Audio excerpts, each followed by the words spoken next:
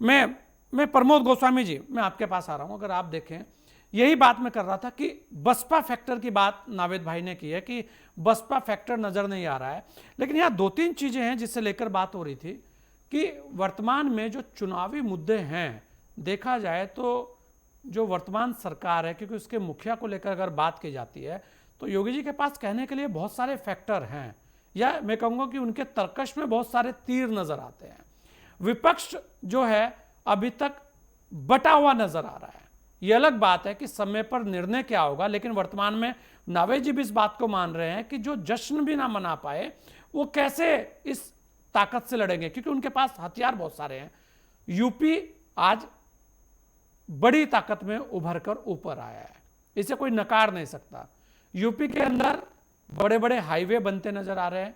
ऐसा नहीं है कि वो पहले नहीं बने, पहले भी बने, अखिलेश जी के समय पर भी बने, लेकिन अब लगातार बड़े बड़े हाईवेज निकल रहे हैं। जो डबल इंजन है उसका इंपैक्ट बहुत बड़ा है। बनारस से प्रधानमंत्री जी खुद चुनाव लड़कर आते हैं, तो ऐसे में उनका फोकस भी उत्तर प्रदेश ही है। और यहां पर एक और जो बड़ी ताकत इस बार भी लगेगी कि जो हर बार होती है कि कानून व्यवस्था, ये एक बड़ी चीज है। उसके बाद विपक्ष को आप कहां खड़ा पाते हैं, क्योंकि अगर जो छोटे छोटे दल है जिनकी हम बात कर रहे थे वो वापसी कर चुके हैं भारतीय जनता पार्टी के साथ उस गठबंधन में, और यहां पर अकेला चलो की अभी तक जो नीतियां वो नजर आ रही है। इस 2000 मैं कहूंगा 27 में तो चुनाव हो जाएगा, रिजल्ट आ जाएगा। 2026 के गणित को अगर हम देखें तो आपको क्या लगता है, आपका नजरिया क्या कहता है इस पूरे गणित को लेकर?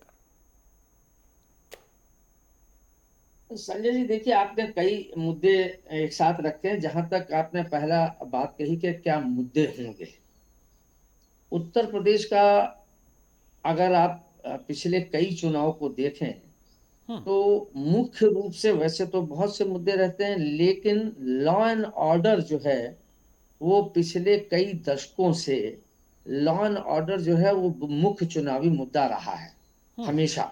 जब भी आया, चाहे बसपा की सरकार रही हो, चाहे सपा की सरकार रही हो, और फिर चाहे बीजेपी की आ गई हो और विपक्ष आ गया हो, लेकिन चुनावी मुद्दा जो है वो केंद्र में लॉ एंड ऑर्डर ही रहा है अभी तक।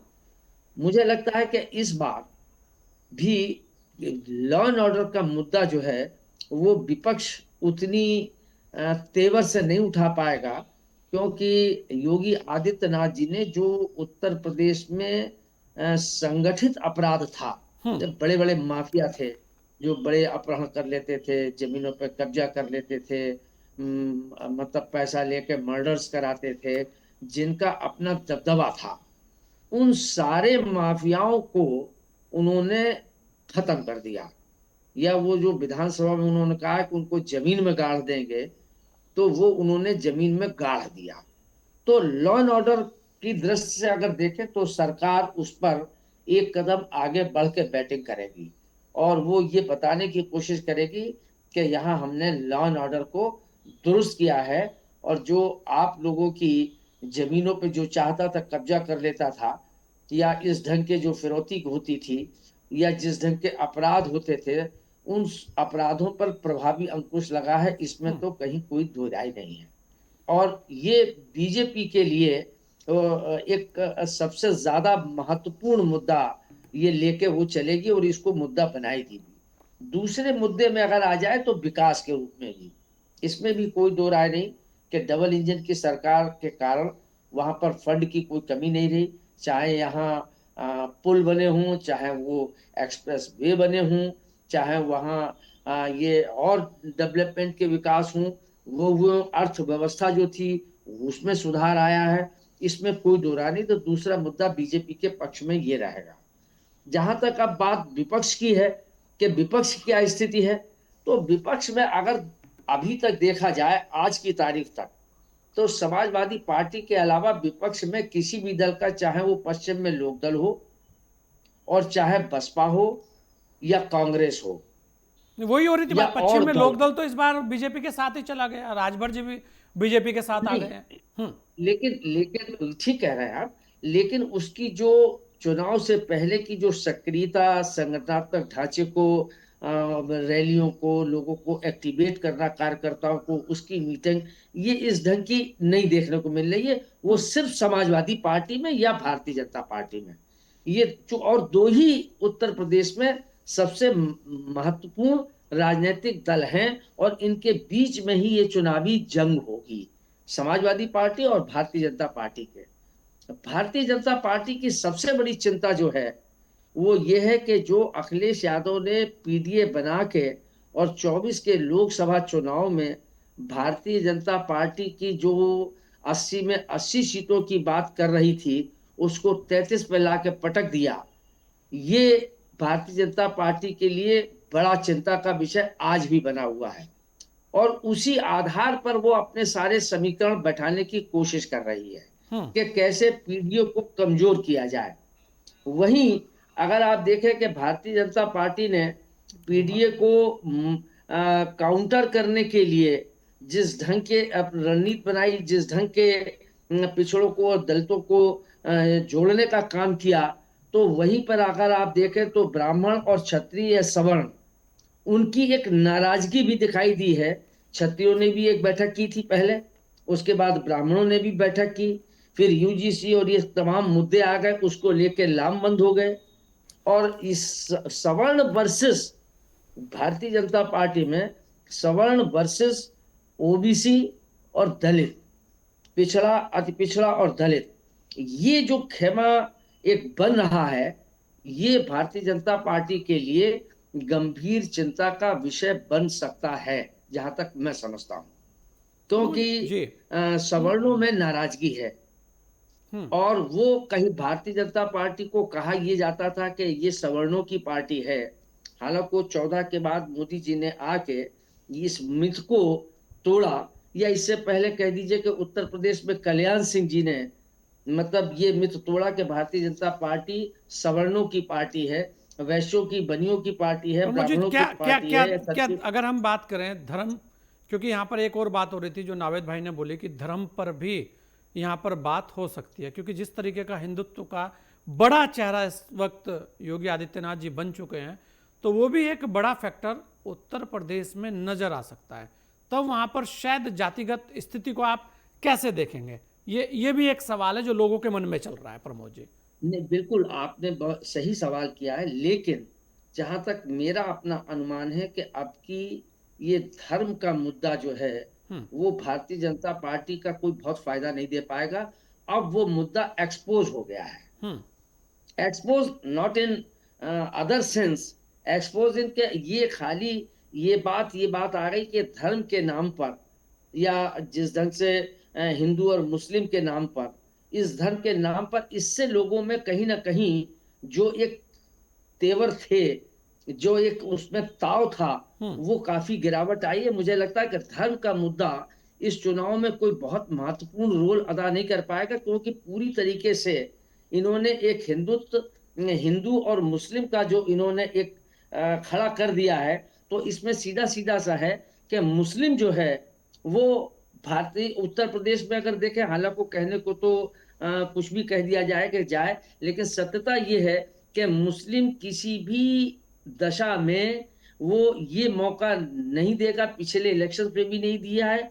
भले ही वो अखिलेश यादव को पसंद करे या न करे, हम्म। भले ही वो उसमें टोपी पहने या न पहने, लेकिन ये मुस्लिम की राजनीतिक मजबूरी है कि वो भारतीय जनता पार्टी को रोकने के लिए अखिलेश के साथ खड़ा होना उसकी राजनीतिक व्यवस्था है, और वो वहां खड़ा होगा। ठीक वैसे ही जैसे कि हिंदुत्व के आधार पर भारतीय जनता पार्टी धर्म को, हिंदुत्व को, सनातन को ये लेके जो उसने एक खांचा खड़ा किया है, ये एक ढांचा खड़ा किया है, वो भी एक फैक्टर है। तो मुस्लिम तो वहां रहेगा, हिंदुत्व की बात है, उसमें कहीं ना नहीं, कहीं अगर अगर जो अगर अगर जब एक, मैं वही कह रहा हूं प्रमोद जी, कि अगर मुस्लिम एक जगह इकट्ठा होकर जाता है, जो कि आप कह रहे हैं कि उनके लिए मजबूरी है, मजबूरी क्या है कि भारतीय जनता पार्टी को हटाना है, यही मजबूरी है, रुक बाकी तो और कोई मजबूरी नहीं है। भाई अगर इस एंगल पे सोचा जाता है तो फिर इस एंगल पर हिंदू क्यों नहीं सोचेगा? तब तो उसको और ताकत नहीं, मिलेगी इसी इसी बात पर। नहीं, अगर ये बात होती है और ये नजर आती है, तब तो बीजेपी और मजबूत होकर आती है। नहीं, देखिए मैं वही बात, जो ये बात कह रहे हैं, और ये अभी तक तो यही रहा कि हम्म। हिंदुत्व पूरी तरीके से कभी भी एक पक्ष में नहीं रहा, हमेशा रहा। लेकिन भारतीय जनता पार्टी ने हिंदुत्व को एक लाइन में खड़ा कर दिया, इसमें कोई दो राय नहीं।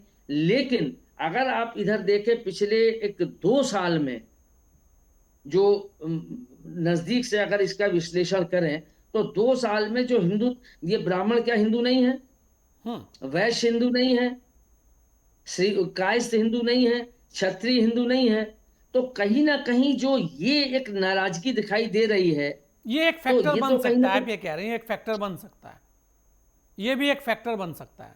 पर मुझे लेकिन बसपा को कहाँ खड़ा नहीं देखते हैं? हाँ। नहीं बन रहा है, बन रहा है। बन सकता है। यही मैं आपको हम्म। यहाँ संदेश देने की या बात अपना पक्ष रखने की बात कर रहा हूँ। हम्म। ये एक चीज बन रहा, आप देख लीजिए भारतीय जनता पार्टी के सांसद, गोंडा से जो सांसद रहे हैं, उनका बेटा सांसद है ब्रजभूषण शरण सिंह का, उनका एक बेटा एमएलए है। वो पूरी तरीके से कहीं ना कहीं बिटवीन द लाइंस ये संदेश देने की कोशिश कर रहे हैं। यह संदेश दिया है उन्होंने कि सवर्ण जो है वो, और ओबीसी वर्सेस सवर्ण की जो एक रेखा बन रही है, तो ये हिंदुओं में तो विभाजित हो रही है, ये ये भी एक मुस्लिम में फैक्टर तो नहीं साबित हो विभाजित हो सकता रही। है। अगर हम यहाँ पर बसपा की बात करें, क्या लगता है बसपा की 14 तारीख की रैली के देखिए बाद? इसमें इसमें हाँ। इसमें मैं नावेद नावेद की बात से पूरी तरीके से सहमत हूँ।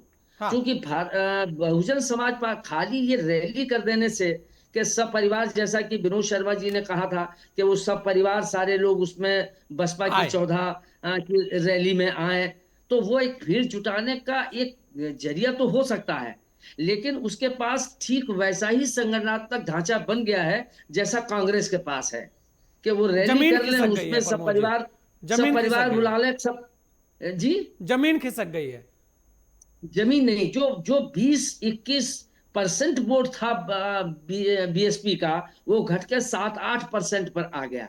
वो कहीं ना कहीं सपा ले गई, भाजपा ले गई, और दल ले गए का, ये तो इस वजह से जो उसका बेस वोट था, वो उसका पूरी तरीके से खसक चुका है। संगठनात्मक ढांचा उसके पास बचा नहीं है।